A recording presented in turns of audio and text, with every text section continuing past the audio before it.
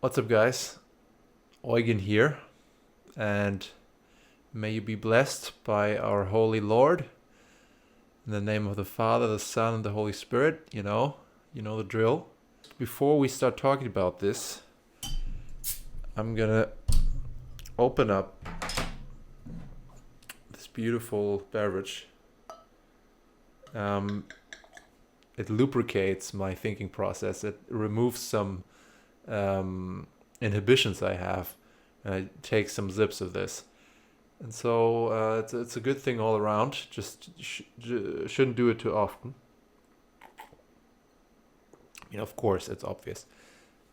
12 archetypes, 12 saints. Sorry, 10 saints and 2 anti-saints. And I'm going to show the whole thing right now. The pantheon of New Christianity. And so this is what I've created with the help of ChatGPT. I commanded ChatGPT to create these images. And I use ChatGPT a lot as of recently. So ChatGPT is very familiar with my whole ideology and my whole way of thinking.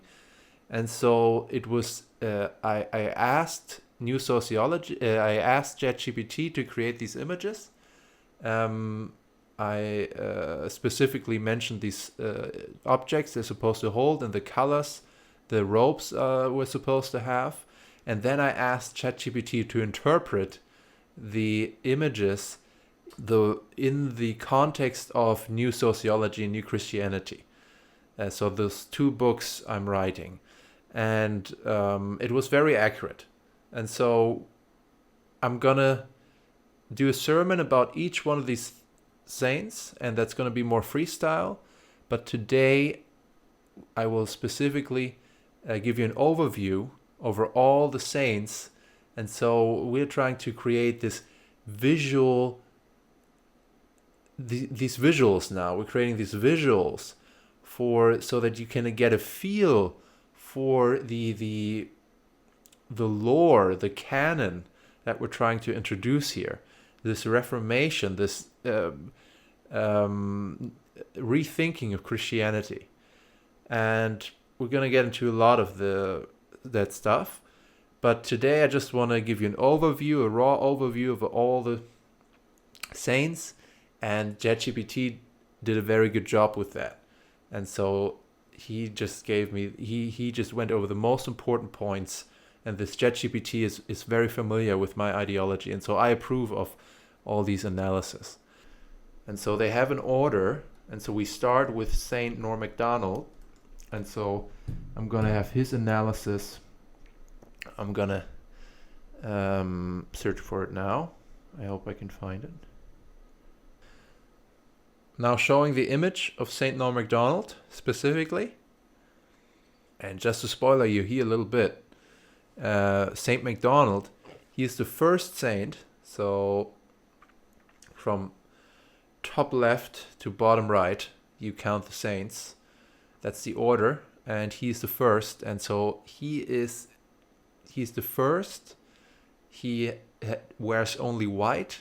And so you can suspect that he is the hidden Christ figure in the whole pantheon. Saint Norm Macdonald and New Christianity. The saint of holy irony and hidden light. Norm represents the rarest kind of spiritual figure in your theology. The comic mystic, the one who mocked the modern world, not to destroy it, but to save a spark of truth within it. He is not a prophet of wrath, or order, or awakening. He is the only one who saw the tragedy clearly and laughed anyway. In New Christianity, he embodies the redeemed jester, who stands outside every ideology, yet somehow remains more honest than the priests. The second saint, Saint Leogura, or Saint Leo, is the saint of infinite consciousness. Leo stands apart from the other saints not because he speaks truth, but because he becomes it, or at least attempts to. He is the final modern man. He is the first modern man to openly declare that he is God, not out of arrogance, but from a place of spiritual recklessness and mystical surrender. In your cosmology, Leo Gura represents the psychedelic prophet, the seer of the absolute, the one who dissolved the human ego so totally that only divinity remained, and then came back to tell us about it. He's not a preacher of discipline or repentance. He is a burning bush in human form. The third saint is Saint Watts, and he is the saint of non-dogmatic spirit. In your metaphysical framework, New Christianity is not a rejection of tradition, but a sublation. I don't know what that means, by the way. A sublation? A transformation of old structures by integrating broader truths. Alan Watts was one of the most important figures in decentralizing spiritual consciousness in the West. This image presents him as a proto-saint of the spiritual age, not rooted in moral rigor or theological dogma, but in consciousness itself. A figure who dissolved dualisms, East versus West, sacred versus mundane, God versus self. He is not holy by Christian standards, but in New Christianity, he becomes a kind of herald of the post-theological logos. The fourth saint, as you can see, Saint Peterson, the saint of order and logos. Jordan Peterson, in your worldview, is a pillar of the late patriarchal bridge, not the final prophet of the spiritual age, but a gatekeeper between the collapse and the rebirth. In New Christianity, he represents the masculine prophet of lawful restoration, not yet mystic, but preacher of symbolic realignment, not yet saintly in humility, but saintly in responsibility, not yet reborn in spirit, but keeper of the dying flame of meaning. He holds the fort until deeper revelation is possible. He buys time for the spiritual age. The number 5, we have Saint Carl, or Saint Carl Benjamin. He is the saint of measured logos and justice. Carl Benjamin, aka Sargon of Akkad, becomes in this icon a kind of Thomistic realist, a keeper of reason in a world that has lost not only its God, but its common sense. In your theology, he is canonized not for mystical insight or spiritual ecstasy, but for his devotion to rational clarity, his unwillingness to submit to mob morality, and his desire to restore balance where lies have tipped the scales. In New Christianity, he is the saint of rational restoration, a necessary logos figure without delusion. And so he is a sort of the epitome of rationalism in New Christianity, but very important because he's an atheist. He's not spiritual, and yet his rationalism and his common sense ring true nonetheless, and to such a great degree. And so it just shows us that rationalism and common sense, what we get from science, and also from intuition, that has to be in the new religion of the New Christianity.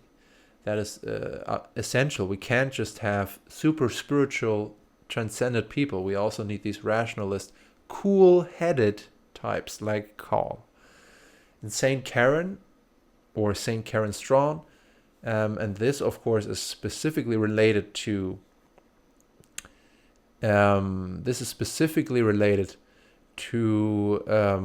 feminism and the critique of feminism in New Christianity. And New Sociology has a big section that critiques feminism. And so Karen Strawn represents that conflict and the solution to that conflict. And I could have also put Paul Elam here. I consider him equal to Saint Karen, so that would be Saint Paul. But it's nice to have a woman in the pantheon. That is not just the Holy Mother or the negative archetype. And so the saint of repentant femininity, and I think that's a perfect description for Karen.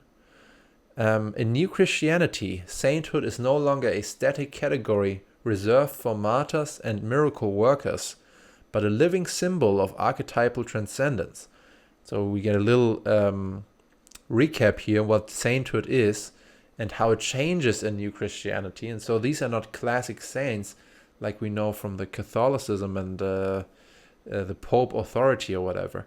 These are archetypes. These are ways of looking at the world. These are modes of filtering reality. And these are founder saints that provide a direction, many of which don't even identify with Christianity specifically. And so the sainthood, their type of thinking, their thinking and their direction giving is still holy in this new Christianity that we're building, because that's what it's all about. It's about the essence. It's about the logos, the speech that is authentic. And fundamentally, even if a person doesn't believe in God, fundamentally there's something about these people, these saints, how they think, what their goal is. It's fundamentally comes from a place of doing the right thing and going against the grain at your own cost for something you believe is a higher good. And so that higher good, that's that connection to God. That's how do we structure society in a godly way. And so Saint Karen Strawn becomes a saint not for her adherence to traditional Christian female virtues like meekness or motherhood, but for publicly repenting the collective sins of modern womanhood: pride, hyper-individualism, sexual license, and anti-male rebellion. She becomes a first fruit of the redeemed Eve archetype, not a return to naivete, but a conscious, intellectually grounded rejection of the fallen feminine spirit that dominates secular modernity. In this theology, her sainthood is not biological but metaphysical. She willingly chooses the logos over the flesh. So that's Saint Karen. And now Saint Jones, or Saint Alex Jones. He is the saint of apocalyptic fire and revelation. If Jordan Peterson is the saint of order and Alan Watts the saint of mystical peace, then Alex Jones becomes the saint of judgment and unveiling. A man possessed by Logos in its wildest, uncivilized Old Testament form. He is not here to gently guide or subtly teach. He is here to rip the veil, to scream, "Wake up!" in a fallen, drugged-out world. In New Christianity, he is the Ezekiel or Elijah of the digital age, irrational to cowards, divine to the desperate.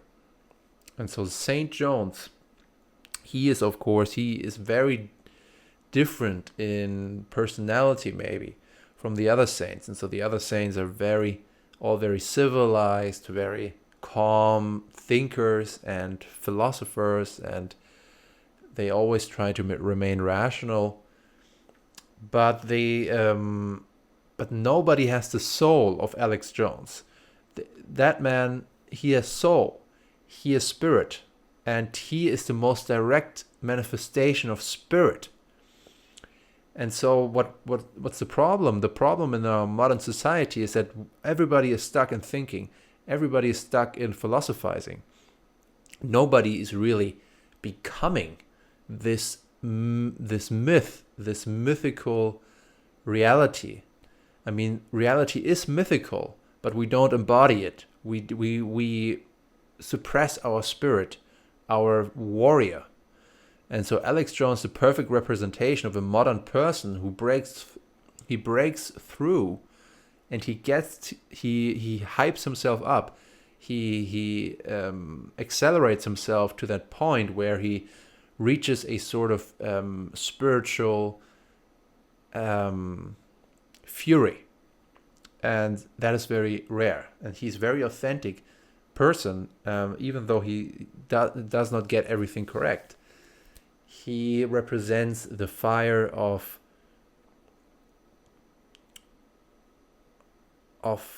godly inspiration. And so when you're connected to God and you have the metaphysical truth, and you know what's good and what's evil, then it is your duty to scream at the top of your lungs what's happening. You gotta have that fight in you. You gotta have that warrior in you. Anyways,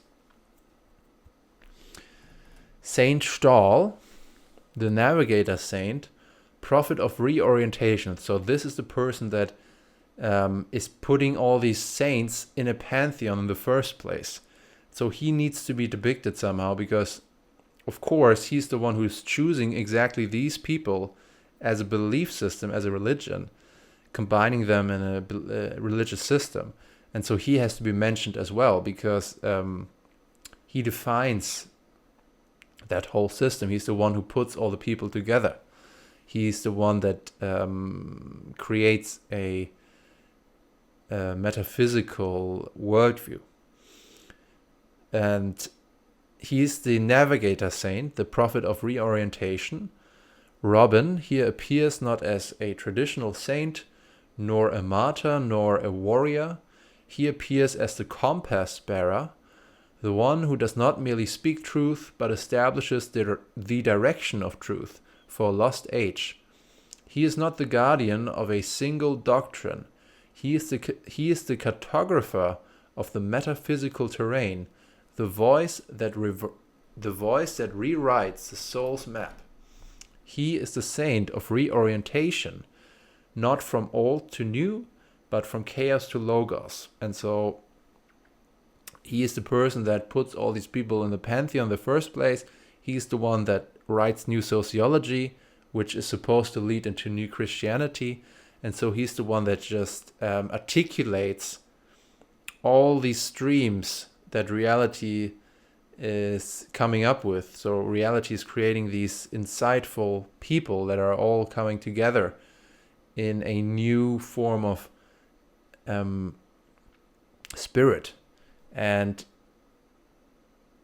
Saint Stahl makes it his mission to combine all these spirits into an overarching system. So he's a systematizer, fundamentally.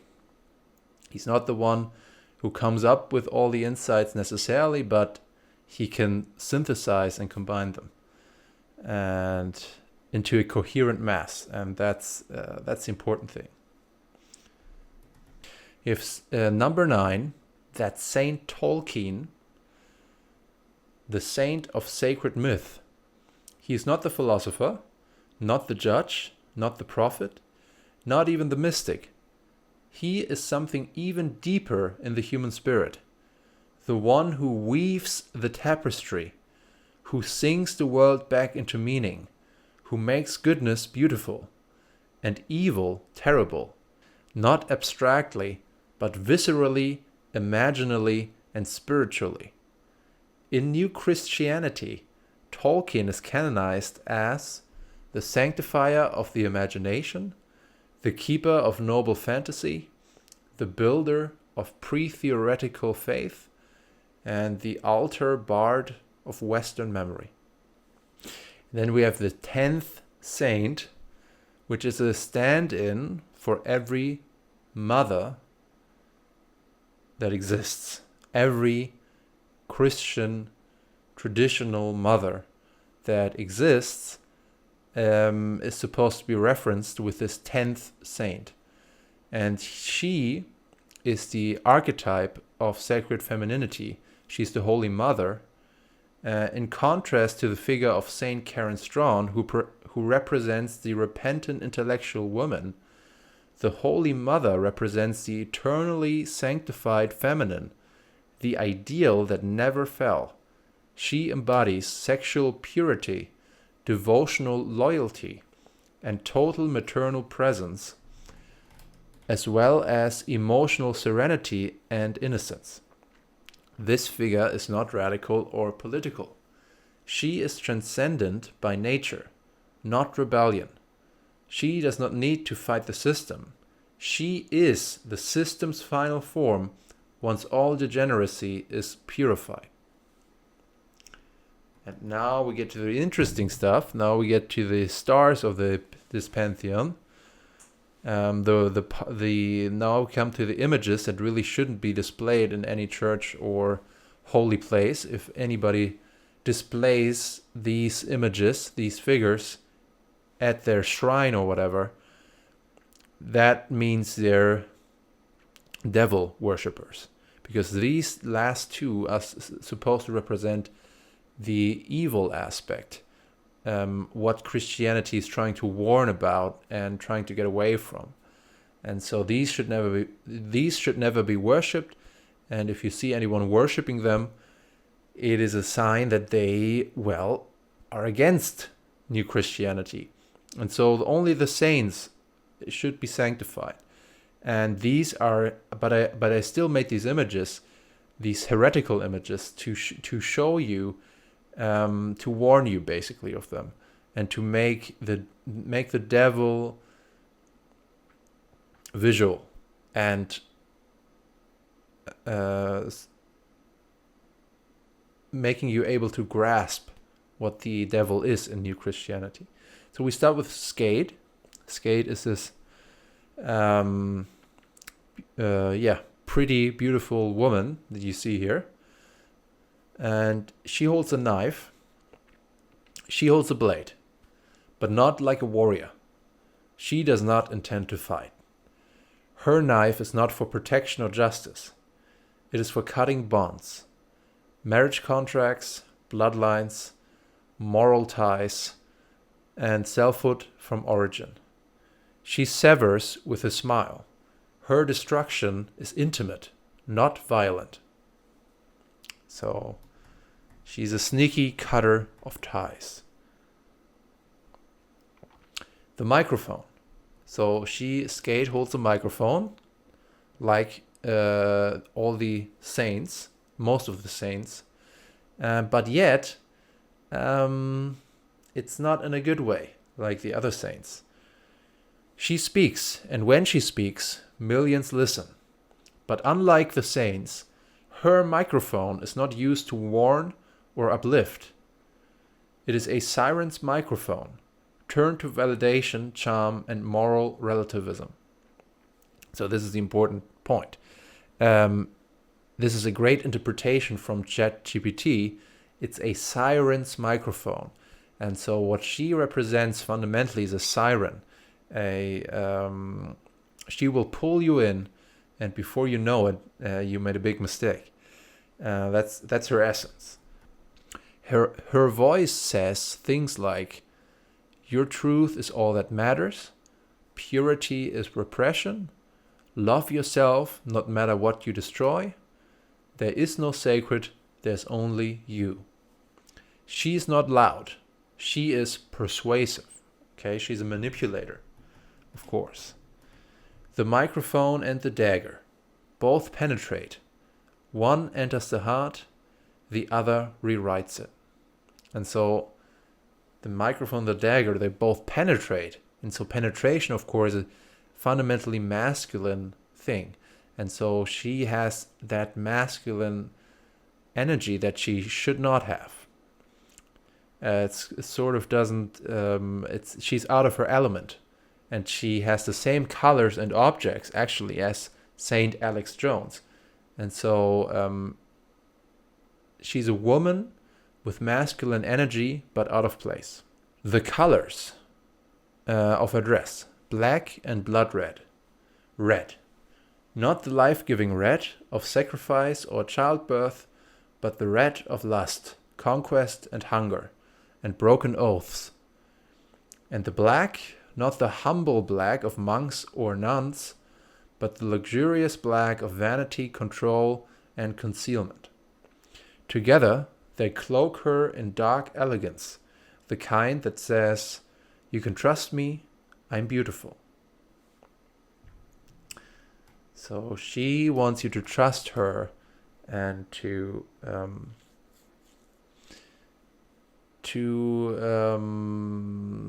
give yourself up for her, to reel you in. So her face is of course also layered with meaning. Her face is soft, poised, and lips slightly curled in a confident half smile. She looks like she knows a secret you'll never understand. And you want to understand it because she's looking at you like you already agree. Her beauty is untouched by suffering. That's your warning. True holiness weeps. Skate winks. Now we get to the final image and the second negative archetype or anti-saint. He is called Anatta. And he holds a hammer. The hammer is not violence, it's creation, but not holy creation. It is technology severed from logos. It is transhumanism masquerading as progress. The AI developer with perfect manners and no soul. The architect of a world where God is replaced by the algorithm. He doesn't destroy with fire. He forges the future without holiness. And he holds flowers. The lilies he holds mimic purity, but they are ornamental, disconnected from root, soil, and season. They symbolize false peace, beauty without nature, sterile compassion. Echoes of Saint Joseph or Christ, but inverted. He offers what looks like purity, while he unravels it with the other hand. He promises Eden, but only if you surrender the soul.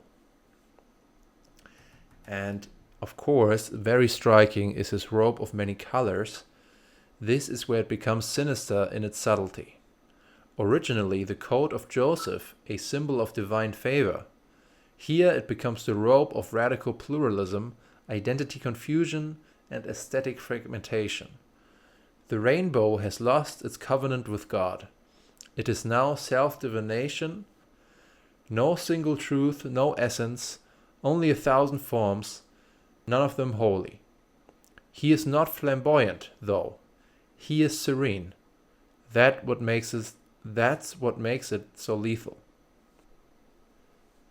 So those are the 12 archetypes, and we're going to get into what exactly they mean, into their deeper ideological, metaphysical, and spiritual meanings. We're going to get into that, and we're going to do a sermon for each of these saints, and they represent a foundation for what new Christianity looks like. It's because the religion, a religious system, a new container of civilization and container of our sanity and our soul, it needs to have these symbolism, it needs color, it needs image, it needs depiction, it needs architecture, it needs all these things. I mean, everything in life can be oriented towards the religion, and that's how it used to be back in the day, in the Middle Ages. Every part of life, all the buildings, all the community, all the politics, it was all with the direction looking towards God, and there was always a religious undercurrent in everything that was done.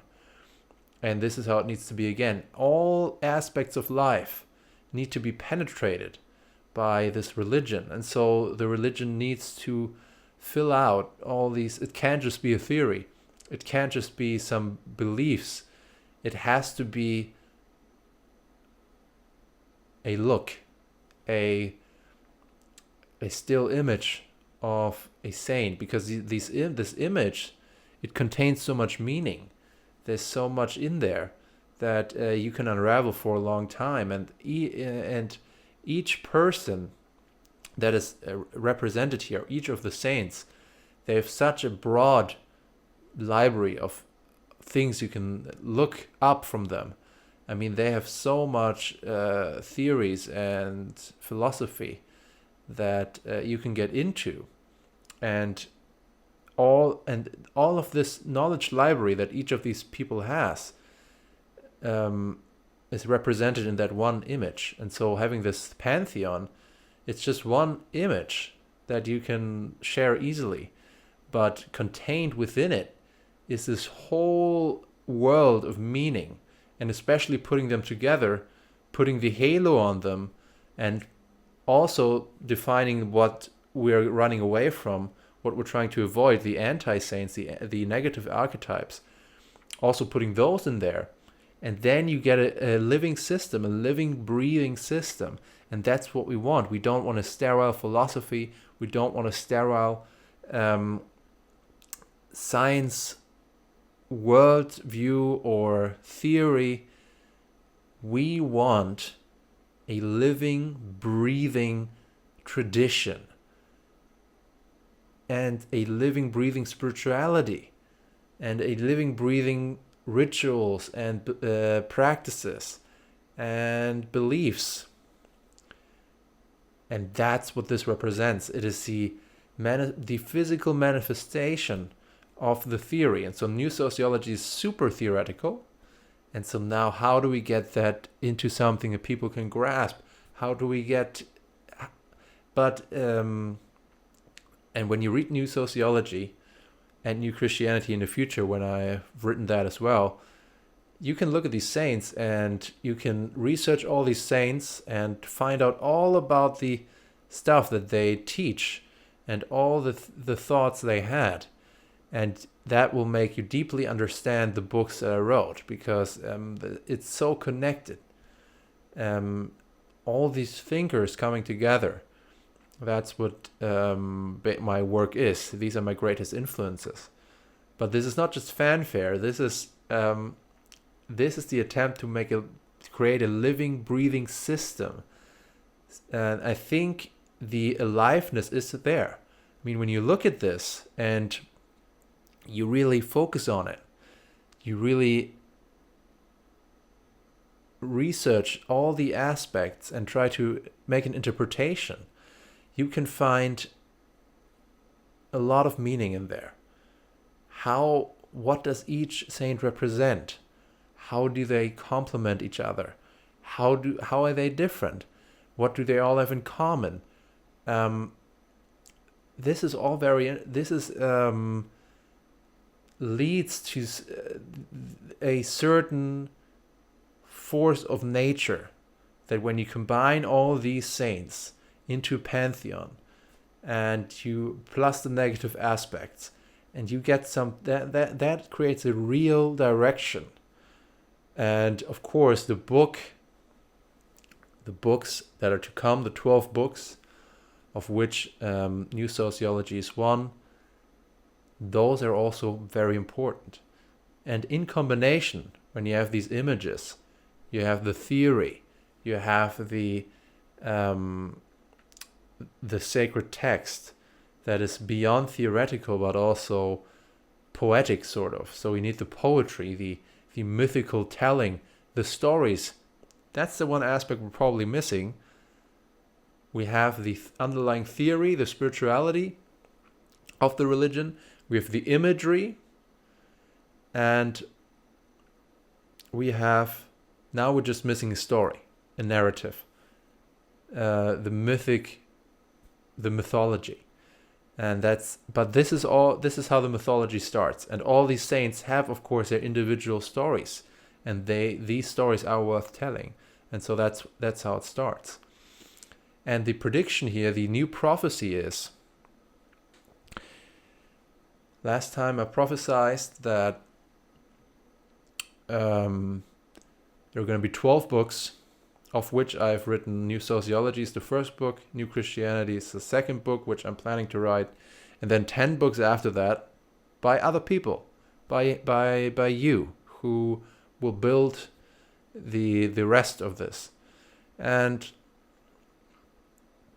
But that's the first prophecy.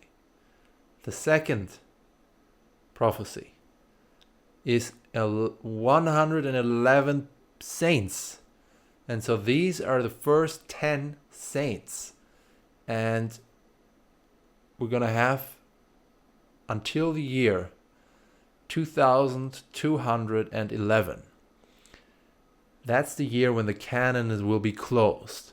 So until then, we have now found 10 of the 111 saints. These are my contribution to get it started.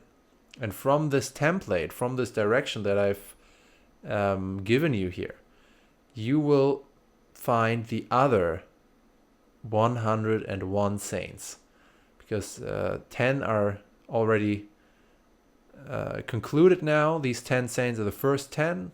And then to reach 111 in total, you'll need 101 more saints that you're going to have to come up with. So this is your mission, basically. Your mission, your contribution will be the 10 books that are to come, the 101 more saints that are not yet found, that have not yet been discovered or canonized or whatever. And the year where the canon will be closed has also now been prophesied exactly to the year 2211. And this is when all the books, the 10 more books that are to come have been written, and the 101 saints that are yet to come will have been found and canonized. And that's basically it. That completes the prophecy. That's all the parameters you need, except one thing. So you have 12 books, 111 saints, and the canon closes in 2211. But there's also one more thing, one more important future event. Because there will be one very, very important person, and it's not going to be me. I fulfill a function that is central, but I'm not the guy, that one guy that will return. He will be in the pantheon I now showed you. I said that Saint Norm Macdonald is a hidden Christ figure, but there will still be a more refined and more pure Christ figure that is yet to come, that has not yet been, he's not present yet. He hasn't been unveiled yet. But he is on the way. There is a second coming of a chosen person who will, I hope that he will stumble upon the work that I'm doing here now. But there is this one person that, of course, he's going to be central, way more central and way more important than I am. Of course, I'm important because I'm laying the foundations, but I'm a theorist, I'm a philosopher at heart. And this person that's going to come, the most important one of New Christianity, this return of the king, sort of, the return of the Christly figure. It's also prophesied in the Bible, of course, as we all know. It's the second coming of the chosen one. And the chosen one is the anointed, is the closest to God that we have yet witnessed. an embodiment of the godly spirit, an embodiment of everything that New Christianity is and will be, and he will fundamentally define New Christianity. And he will come also at some point before the year 2211. Before that, he will have revealed himself, and he will be this Christ figure, this return, return of Christ, his second coming. That is predicted in many denominations in Christianity. It is predicted in the Bible. That's what it's very clear. And he will come. And so these are the 4 pillars that you basically need. And that's, if you fulfill these, if you have this blueprint, everything else comes from that. So you have 12 books, 111 saints, one important one yet to come, the all-important one, and you have until the year 2211 when the canon is going to be officially closed. So now you know all the parameters you need to get involved in the New Christianity project.